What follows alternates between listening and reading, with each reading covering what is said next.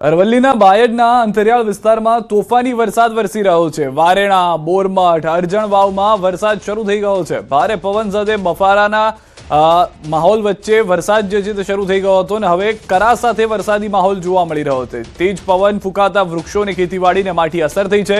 આગાહી મુજબ હજુ પણ કમોસમી વરસાદની શક્યતા જોવા મળી રહી છે। બાયડના અંતરિયાળ વિસ્તારોમાં તોફાની વરસાદના દ્રશ્યો જોઈ રહ્યા છો।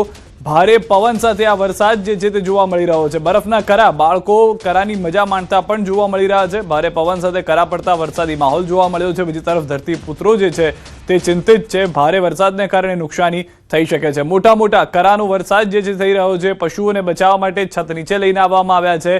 અરવલ્લીમાં કરા સાથે આ પડ્યા છે વરસાદના દ્રશ્યો આપ જોઈ રહ્યા છો। અરવલ્લીમાં જે કરા પડ્યા છે તેના કારણે છાપરાઓમાં અનેક કાચા મકાનોમાં નુકસાની થઈ છે। કરા સાથે તોફાની માવઠું થયું છે।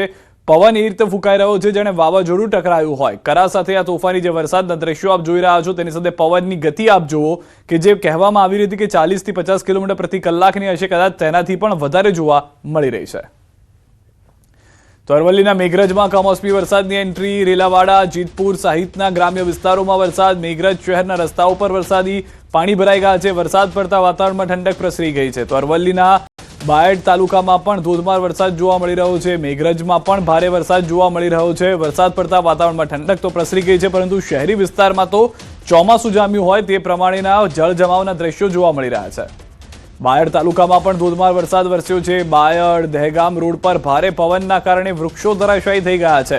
વૃક્ષો પડતા વાહન વ્યવહારને અસર પહોંચી છે। મિની વાવાઝોડા જેવી સ્થિતિ સર્જાતા ભારે નુકસાન પણ થઈ ગયું છે। બાયડના પણ આ દ્રશ્યો આપ જુઓ, જે રીતે પહેલા પણ જણાવ્યું કે જાણે વાવાઝોડું ત્રાટક્યું હોય તે પ્રમાણેનો પવન જોવા મળી રહ્યો છે, જેના કારણે વૃક્ષો નમી ગયા છે। કેટલાક વિસ્તારોમાં વૃક્ષો નમી જવાને કારણે, કેટલાક વૃક્ષો તૂટી જવાને કારણે નુકસાન પણ થયું હોવાની પ્રાથમિક જાણકારી પ્રાપ્ત થઈ રહી છે। તો અરવલ્લી જિલ્લાની અંદર જે પરિસ્થિતિ છે, ધોધમાર વરસાદ, કરા સાથેનો વરસાદ અને તેમાં પણ ભારે પવન સાથેનો વરસાદ જોવા મળી રહ્યો છે। તો ભારે પવન સાથે વરસાદ મોડાસા શહેર અને ગ્રામ્ય પંથકમાં પણ છે। ભારે પવન સાથે વરસાદ ઉમેદપુર, જીવનપુર, ઇસરોલ વિસ્તારમાં પણ વરસ્યો છે। મોડાસાના ગ્રામ્ય વિસ્તારમાં પણ વરસાદ થયો છે। ટીંટોય, દલદિયા સહિતના વિસ્તારમાં પણ વરસાદ થયો છે અને વરસાદ વરસતા ખેડૂતો ચિંતિત બન્યા છે। ખેડૂતોને નુકસાનીની ભીતિ જે છે તે સેવવામાં આવી રહી છે, કારણ કે અનેક માર્કેટિંગ યાર્ડમાં પણ આ પ્રમાણેના દ્રશ્યો છે કે જ્યાં આગળ જણસી ખુલ્લામાં પડી હોય, જણસીને નુકસાન થતું હોય તેવા દ્રશ્યો જોવા મળી રહ્યા છે। બીજી તરફ હાલમાં ઉમેદપુર, જીવનપુર, ઇસરોલ વિસ્તારમાં પણ વરસાદના આપ દ્રશ્યો જોઈ રહ્યા છો। તો આખો અરવલ્લી જિલ્લો આમ જોવા જાઓ કે જ્યાં આગળ વરસાદ જે છે તે જોવા મળી રહ્યો છે। વધુ માહિતી ન્યૂઝ 18 સંવાદદાતા હાર્દિક પાસેથી મેળવીશું। હાર્દિક, જે રીતે અરવલ્લી જિલ્લાના દ્રશ્યો જોવા મળી રહ્યા છે, ક્યાંક કરા પડ્યા છે, ક્યાંક ભારે પવન સાથે વરસાદ છે, શું પરિસ્થિતિ છે સમગ્ર પંથકની? ચોક્કસથી જે પ્રકારે અરવલ્લી જિલ્લામાં સિદ્ધાર્થ સ્થિતિ ઊભી થઈ છે, ખાસ કરીને ઉત્તરમાંથી જે પવનો ફૂંકાયા છે તેના કારણે ખાસ કરીને મોડાસા સહિતનો જે પંથક છે, મોડાસા, મેઘરજ, બાયડ પંથકમાં ભારે વરસાદ જોવા મળ્યો છે। ખાસ કરીને બાયડના અંતર વિસ્તારો, વારેણા, બોરમઠ, અરજણ વાવ સહિતના વિસ્તારોમાં કરા સાથે વરસાદ પડ્યો છે। બાયડથી જે દહેગામ રોડ જાય છે ત્યાં પણ વૃક્ષો પડવાના કારણે વાહન વ્યવહાર બંધ થઈ જવા પામ્યો છે, જેને હાલ દૂર કરવામાં આવી રહ્યા છે વૃક્ષોને।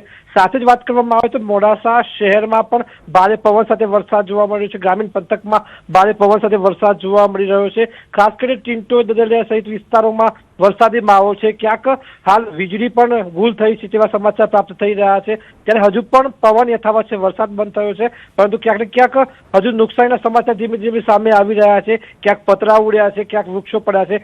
આ સંજોગોમાં અરવલ્લી જિલ્લામાં વ્યાપક કમોસમી વરસાદની સ્થિતિ ઊભી થઈ છે।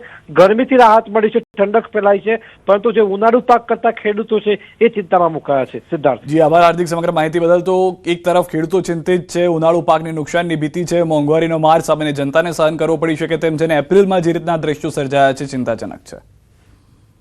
જિલ્લામાં ગાજવીજ સાથે બપોર બાદ વરસાદી માહોલ બન્યો છે। ખાસ કરીને જે આગાહી હતી પ્રમાણે કમોસમી વરસાદ આપ જોઈ શકો છો કે ભારે પવન સાથે મોડાસા શહેર, ગ્રામ્ય પંથક, બાયડમાં વરસાદ જોવા મળ્યો છે। બાયડ દહેગામ રોડ ઉપર વૃક્ષો પડવાના કારણે જે વાહન વ્યવહાર છે તેની અસર થઈ છે। આપ જોઈ શકો છો કે ધોધમાર વરસાદ હાલ વરસી રહ્યો છે। મોડાસા શામળાજી હાઈવે ઉપર જે પ્રકારે પાણી વહી રહ્યા છે તેના કારણે ખાસ કરીને જે ટીંટોય પંથક છે ત્યાં પણ વરસાદી માહોલ જોવા મળ્યો છે। જોઈ શકો છો કે વરસાદનું જોર એ હદે છે કે જાણે ઉનાળામાં ચોમાસું બેઠું હોય તે આ પ્રકારની સ્થિતિમાં ગરમીથી લોકોને રાહત મળી છે, વાતાવરણમાં ઠંડક ફેલાઈ છે। ત્યારે આ સંજોગોમાં જે પ્રકારે હાલ ઉનાળુ જે પાક છે એ ઉનાળુ ખેતી કરનાર ખેડૂતોમાં ચિંતા જોવા મળી રહી છે અને આ સંજોગોમાં જે વરસાદી માહોલ હાલ અરવલ્લી જિલ્લામાં જોવા મળી રહ્યો છે।